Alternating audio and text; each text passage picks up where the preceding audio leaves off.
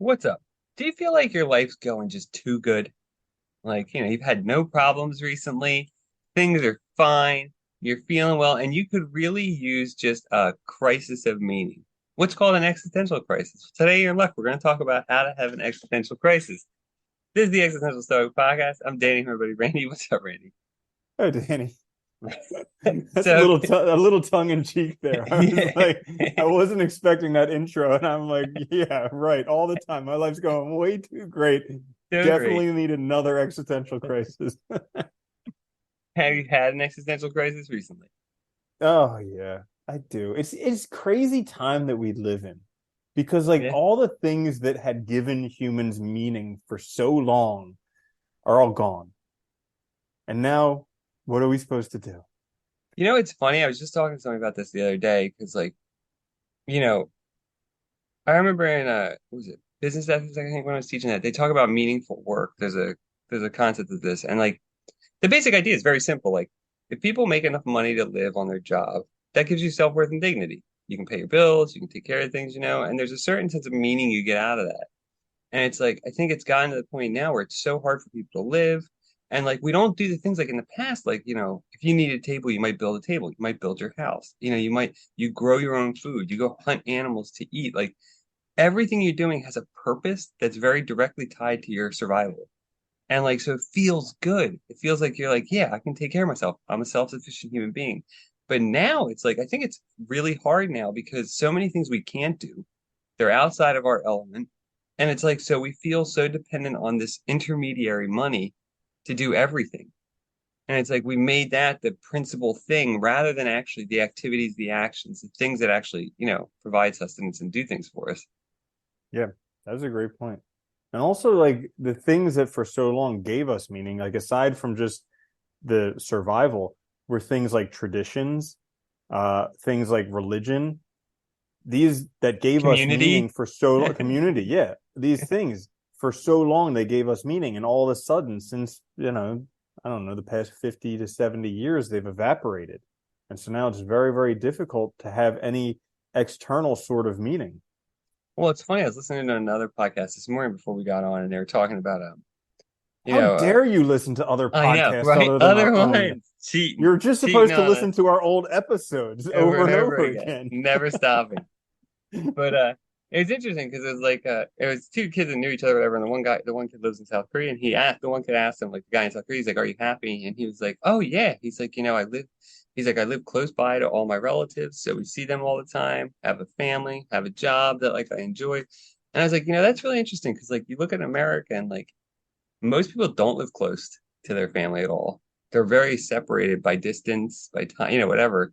And it's like the things that I think we forgot, like, grow like a long time ago, people lived kind of in tight communities. They lived around relatives, they lived around family, they lived around, it's like none of that we have anymore. So it is very interesting. See it all the time with people having struggling to find new friends, and like I hear that all the time from people, especially like our age, like how to meet people, how to like actually interact with others. It's like you can see there's like this loss of meaning, I think, generally, you know? Yeah, absolutely. Yeah, it's definitely a struggle. And in America, there's the whole like individualist ideal, and there's also worshiping the altar of money. And both of these things are 100% meaningless. Yeah. So Yeah. like, or maybe they're not meaningless because kind of the pursuit of them can give you meaning, but then the attainment of them really sucks Yeah. because all of a Yeah. sudden, individualist, self-made person, all this stuff, and you're completely alone and Yeah. can't relate to anyone. Or money, this is the answer to everything until you have it and you realize you have no friends, you have no Still family, problems. everybody hates you, you have Yeah. a whole bunch of things that are just cost you money and time to take care of. And yeah, it's not great. Yeah. Well, it's funny. Nietzsche identified like the number one problem of Western civilization was he thought a descent into nihilism and an inability to like, he was really worried that we wouldn't find a way out of it. And Mm. like, nihilism and existential crises are very closely related, right? Because existential crisis is a crisis of meaning, you fall into nihilism, right? You don't know what anything means. Nothing has value. Your highest goals no longer seem worthwhile or important or, whatever. And we've all felt this way. I mean, if anybody's ever been depressed, that's like a pinnacle time of existential crisis. You know, Hmm. nothing seems worth Yeah. it. It doesn't seem like it matters. You'll seem like, why would I even do that? Because there's no point in doing anything, kind of feeling. And it's really hard. But, while this episode is a tongue-in-cheek kind of title of how to have one, I think they can be actually really important and, really beneficial to us too, if we like pay attention to when they happen and lean into it rather than because I think most people, and this is one of the things Nietzsche even recognized too, is like even when you have an existential crisis or like you fall in nihilism, most people's gut reaction is gonna be to run away from it, because it's such a horrible feeling. It's easier to just go back to like, okay, well, what did I used to believe? What was my old things that held things together? But once you realize that that's false or that lacks meaning, it's never going to get the same level of meaning back that it once had. So you're always going to be in this precarious position of like kind of denying the fact that you know that it's meaningless, but like still trying to kind of buy into it, Does that make sense? Hmm. Yeah. The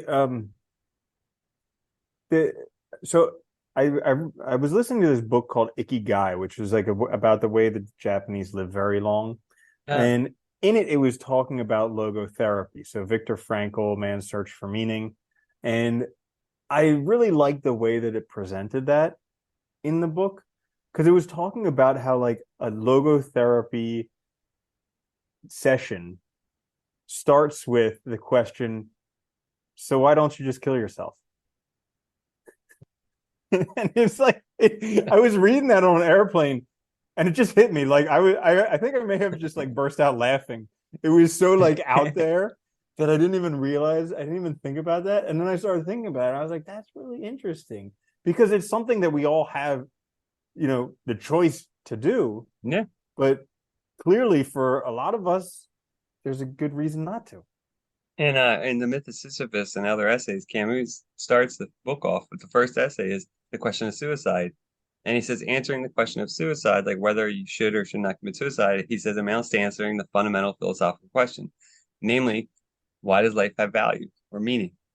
And it is funny because it does. It's like, yeah, if you had a therapist ask you that, it would be like laugh out loud, like, how is this helping? But at the same time, if you really ask yourself that, like, well, why don't I? Really, honestly, what is holding me back? Because even if things seem horrible, is there anything there that I can grab onto that's meaningful enough or valuable enough to keep going? Why haven't I done it? Right? Because we all have, like you said, I mean, look, the reality is we all have the capacity. It's not that hard. I mean, we're fairly fragile little fleshy creatures. So, I mean, there's lots of ways. It's funny actually. On a side note, I did hear that they said, I was listening to a thing on euthanasia, but they were saying that like people like always have this image of like putting the hose in like the car exhaust and like sit in the Mm-hmm. garage. They said you can't even do that really anymore because the emissions have gotten high enough that like that would really like probably not work. Like your car has That's enough. awesome. Yeah, I thought that was Yeah, interesting. emission control just shut itself off. Yeah, it's like nope, sorry, you can't do I it. can see somebody trying to do that with an electric vehicle, being like, "Where's the tail?" What do I do? Yeah. You just get some water. Um, Oh yeah. God. Yeah. So I was so inspired by the little excerpt about logotherapy that I read or I listened to this other book by Viktor Frankl called "The Will to Meaning," which kind of talks more about his theory of logotherapy. And How do you think was that good or better than Man's Search for Meaning? yeah, so I still don't think I still don't think with either book he has succinctly explained to me what logotherapy is and how it works.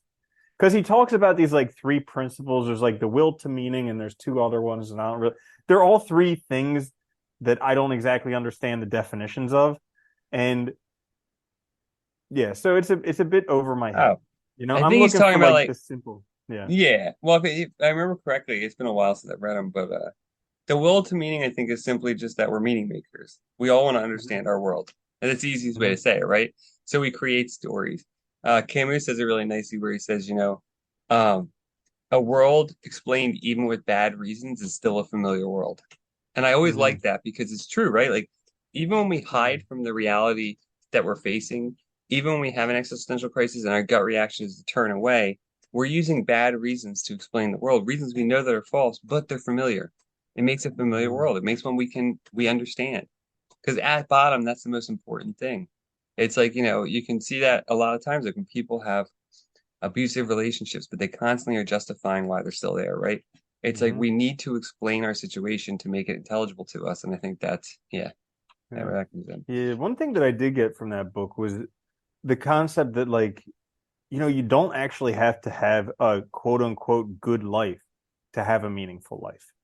And Yeah, you can also like mess up your whole entire life and still get it together and have meaning at the end. So like yeah, those are the things that kind of hit me because like, I'm like, well, what's the answer? How do I live the most meaningful? And it's just like as long as you find something in whatever it is you're doing, whether it be the struggle that you're in right now, overcoming these challenges that you have to come, dealing with people you can't stand, or just like, whatever it may be, as long as you're able to make yourself the hero in your own story, say that this is actually meaningful, then that's yeah. it. I mean, yeah. Yeah.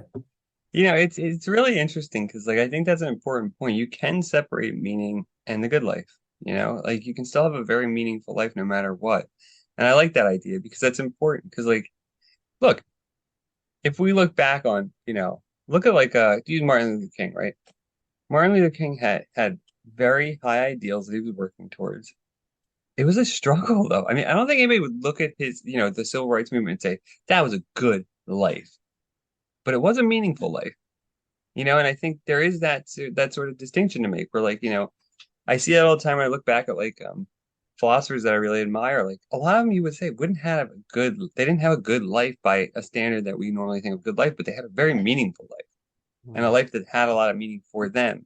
And that seems to be for a lot more important, I think, than even the quality of our lives is how meaningful it is. Because we can deal with a lot of suffering if we think there's a reason for it. It's when we don't think that there's a reason for it, that's where it's really hard to deal with. And I think that's where the existential crisis comes in because it's a crisis of meaning. So you feel like Mm-hmm. you're suffering and you also don't know why and don't have an explanation for it. And that's where it gets really hard. Yeah.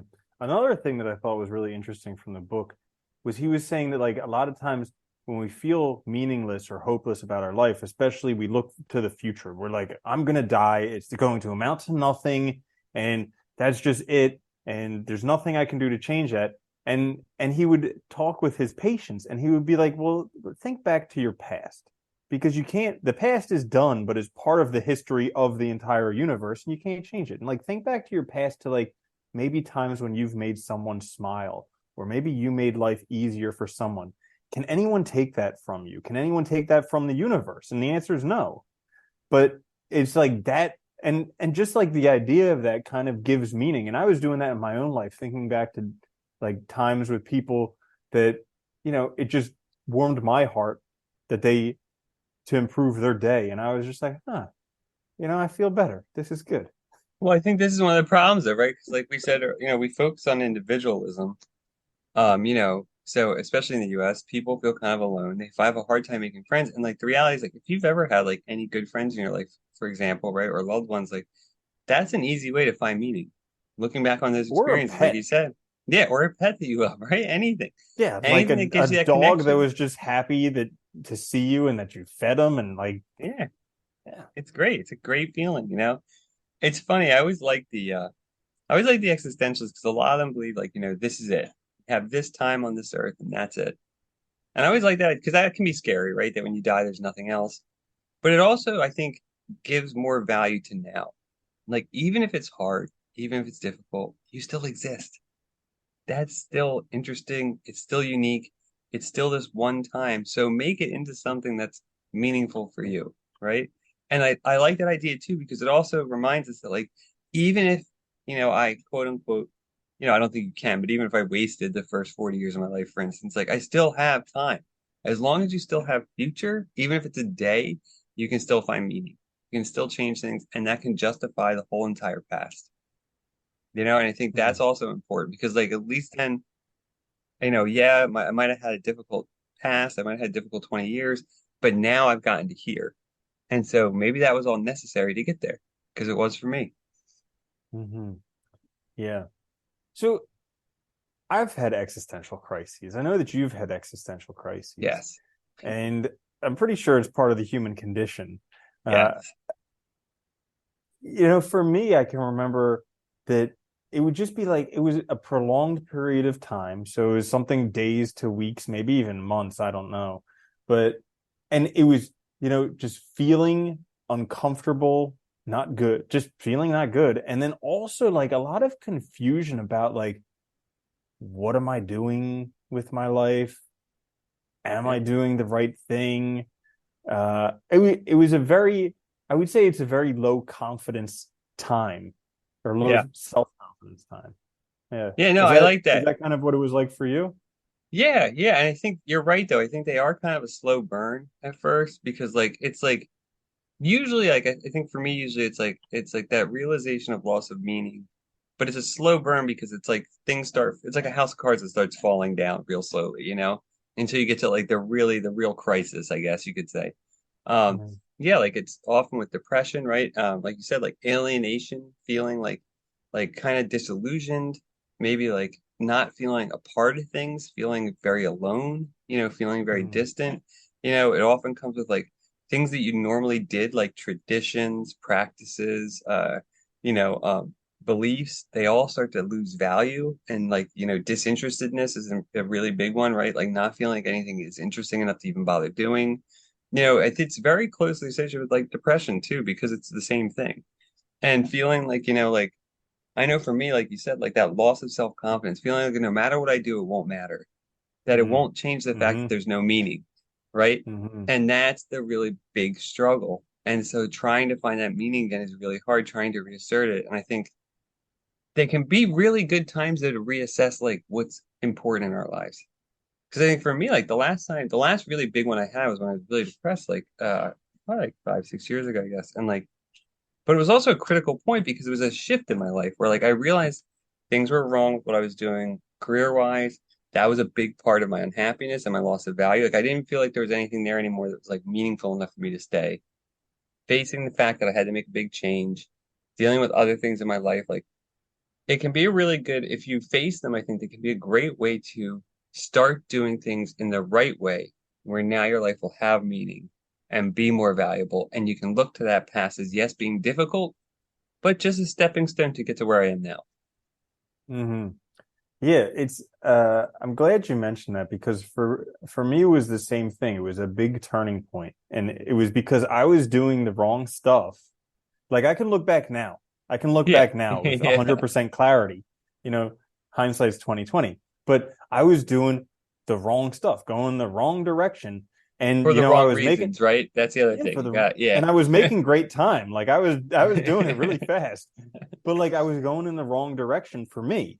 Not the wrong direction for everybody else. And this is the crazy part because for society, it was awesome. For my parents, it was awesome. For like, all this other stuff, it was awesome. But for me, it was completely wrong. Wait, And yeah.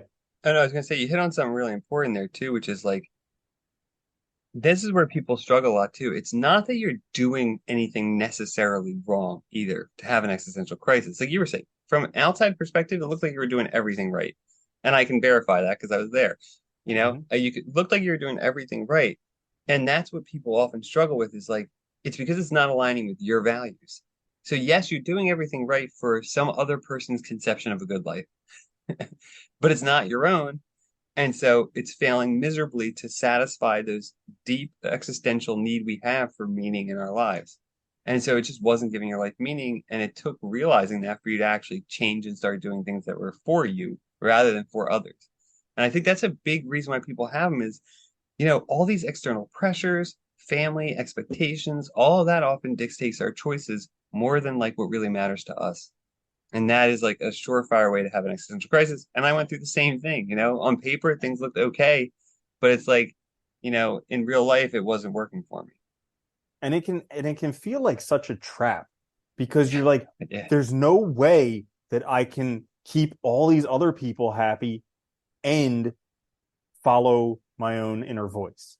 Like it's Not, just not compatible. And mm, it's almost like at that time the concept is if I disappoint these other people, that's the end of the world. So yeah. I have to just not listen to myself or kill myself. And it's just like those are not the only options out there. Never. Yeah. They never are, and like, Yeah. but you're right too. I think it's like, it's that feeling too of like, like that feeling of dread. Like I also spent all this time preparing to do this, to live this life that everybody told me was going to be good. And it's like you get this like imagination in your head that like you have to do all this time over again to do something new. And so it's therefore impossible when that's not true either, because you have all those skills you developed. You have all the back, you still have a lot of stuff that you gain from it. And I think like, at least for me, like, I don't know about you, but like, now I can look back on those times in my life and I see them still as valuable. Like I learned a lot. There's a lot of things I can leverage now for things that I'm doing. So like it's not like it was worthless, It just I was on the wrong track and I need to course correct. That's all it really was. But like it felt so overwhelming. And I think, yeah, you Mhm. hit the nail on the head. You feel trapped is a good way to express it. Yeah. And so there's like, but okay, so we were going to talk about the value found in having an existential crisis. And I actually think that it is really helpful to endure through it. And I think that's the only way to describe it. Like you literally just have to endure through it because eventually it'll correct itself, changes will happen, but it's painful, it's difficult, it's really hard to be patient, and you just have to endure.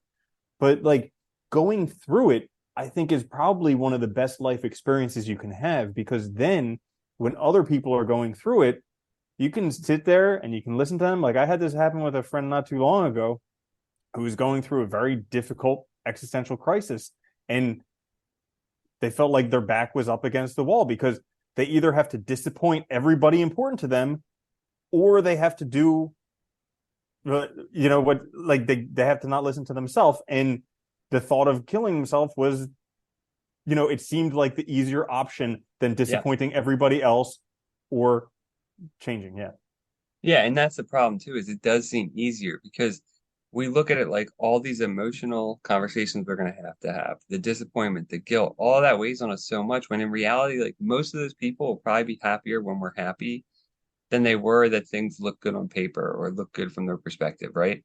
But we Mm-hmm. convince ourselves that this guilt's going to be so heavy. And then, and I think you're right. You have to sit with it, unfortunately. Like you have to sometimes like and I think this is the problem. Like most people run away from it and then they stay in that grind. They stay doing that. And then guess what? 10 years later, they're going to have another one and they're going to be even more unhappy. 15 years later, maybe they do commit suicide. You never know, right? And like, I think facing it though gives you that opportunity to really make changes that are going to make your life so much better. I think there is so much value in it if we face it rather than running away from it, even though it Mm-hmm. sucks. Like, I mean, it took me literally like a couple years to really get through it fully. And I mean, but it was so worth it because I do feel so much better now than I've ever felt in like, decades. So like, I mean, that says something, but you have to get through it. Mm-hmm. It's really hard, and I think that's the difficult part too. Yeah. That's a lot I of think that self-overcoming. yeah, I think the Dr. Seuss quote nails it where he says uh be who you are and feel how you feel because those who mind don't matter and those who matter don't mind. And Yeah, it makes a lot of sense because like we get stuck in these situations where we think we have to be somebody other than who we truly are yeah. inside. We have to feel somehow other than how we truly feel inside because we care too much about people who don't matter. But You know like, what's yeah. okay. Oh, I was just gonna Oh, say, but I I thought was I was gonna gonna. say it was Yeah, go just ahead. it's great to have. Yeah, I know, right? It's great to have good friends that uh that you can be honest with and they support you for being you. Like that's a huge thing because then you can see that like actually being yourself is important and those who matter don't mind. It's Yeah, only the they don't. people who don't matter who mind. Yeah, the people who keep pressuring you, they don't matter. Like Mm-hmm. they're the ones that don't matter at all. The ones that matter are the ones who are going to be there for you and accept the fact that that's who you are and it's no problem. And the people that really do know you probably would have already seen this too. I was going to give an example I thought of that I probably you might have gone through this too. I think a lot of people might be able to relate. Like I remember like in past relationships, for instance, right? Like I would get to a point where I knew the relationship's not good anymore. It's not working for me. But you don't break up not because of how you feel about it, but because you're afraid of what other people will think, that the world will be different afterwards. That like for years your life has been with this person and now you're not going to be with this person. So what's it going to look like? You know, like these things that shouldn't actually factor in start weighing in more than actually your happiness, your quality of life, who you really are. And that's when you're having existential crisis because you feel Hmm. totally alienated outside. Did you ever have that happen? Like, Oh yeah, yeah, absolutely. Yeah. You're more concerned about people's opinions of you than actually yeah, or your even like, own. and you're afraid of the world being different, right? Like because it's like it's like when you make that like all these examples break up, you break up with somebody and now you're in the world by yourself. You're not with that person anymore. And so even if it wasn't well, it was familiar and it scares Mhm. us. Yeah, Yeah. it's we're so It's like weird. it's like sitting in a shitty diaper. You're like, Yeah. I'm sitting in shit, but at least it's mine. Yeah, right. At least it's my shit. I can deal with it. Yeah. It is funny, Yeah. dude. We do so much that's contrary to our own well-being. And even like you said, like who we really are. And it's so sad, but we do it all the time because we're so worried about it's like we're constantly fighting that urge to be part of something while also wanting Mhm. to be ourselves. And I think that's Mhm. like, a fundamental problem with it. It's a really tricky time that we live in. And Yeah. we're so like there are so many things vying for our attention. So we can't actually like reset ourselves. And then we're constantly marketed to, like Yeah. constantly. All this stuff that's not good for us, but will make somebody money is just shoved down our throat nonstop. And it's difficult. Like I just I ha it's good to have these references in life because I've been fortunate enough to meet some people who are like the stereotypical successes who've done Yeah. very well financially or have gotten some celebrity or whatever it is. And inevitably, they're miserable, like on the verge of suicide. And it's mind blowing because like you think from everything you see on social media all over, it's like this is how you have success in life. This is how you're happy all the time. This is how you win the game of life. And Yeah. it's so far from the actual truth, but nobody will admit to it. Well, it's funny. It's like because that's the belief we all have internalized, right? That if I just work really hard, if I make a lot of money, everything will be solved. I'll be the best. I'll have power. I'll have prestige. I'll have fame. But you still have yourself. And like, and that's the truth. And like, that's not going to solve, but that's why we all keep looking to those examples too, because we all think that's what solves all the problems. And it's a lie. It doesn't. It doesn't solve anything. And it's like, yeah, it can be good to have more money for sure. Totally. It can be super helpful, but you still have yourself and you still have to live your own life. And I think this is a difficult thing. And like, the other thing we fear with it, I was just gonna say real quick, like with existential crises, I think is that it is that feeling of being alone. Like when you start making those choices for yourself, like you're on your own. You can't blame others because they told you to do it. You can't, lean on your community and say, well, they all think that way, so I think that way. You're on your own with your own reasons, and that's a scary position to be in too, but it's so much better. Like it's Mhm. infinitely better than the alternative. Yeah. And like so like I feel like I mean, I'm sure I'm more caught by this trapping than others, but like just like the trapping of money and success. And I keep reminding myself because I remember I told you I was reading that book on Alaska and Yeah. it was cool. It had a whole section on like the gold rush because there was a gold rush in California, but then up in like the Yukon and Alaska, there was a big gold rush too. And like I'll be walking around and I'll be like, every single person who struck it rich in that gold rush is dead.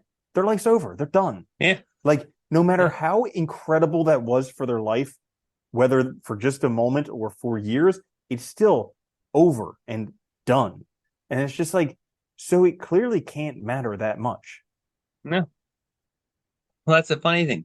You can't take gold with you after you die. You can't take stuff with you after you die. And it's like it's kind of funny because like I get, look, I get if if you have kids, I get wanting to leave. That impulse to want to make enough so that you can leave stuff for them to make their life easier. That makes total sense.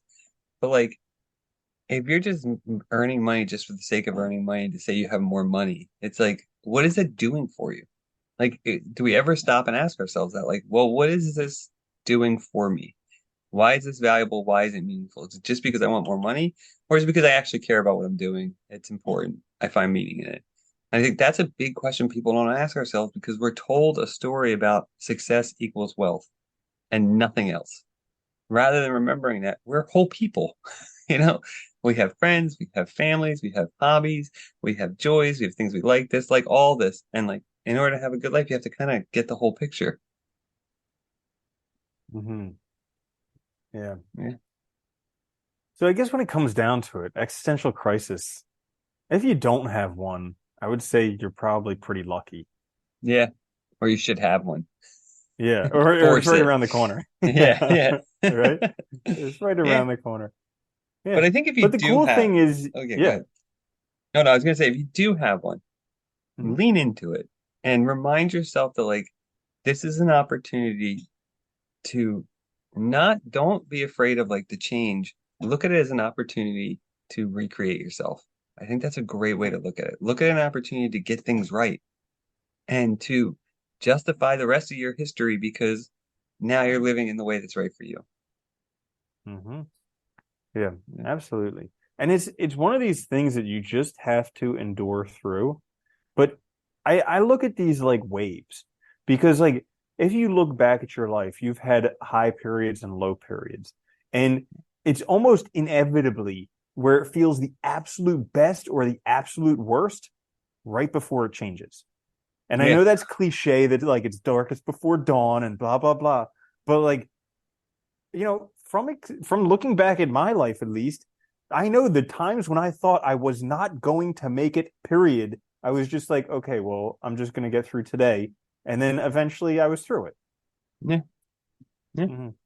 Yeah. The good thing about existential crisis, I will say, is like I noticed, like especially like the last one that I went through, like I totally stopped caring about all these little things that I used to bother me or I used to care about. I just realized they don't matter at all to me. Mm-hmm. So who cares? And I think that's such a relieving thing to realize, like, and I Mm-hmm. think it's a great way to get clear about what really matters to you. And when you do, life gets so much better.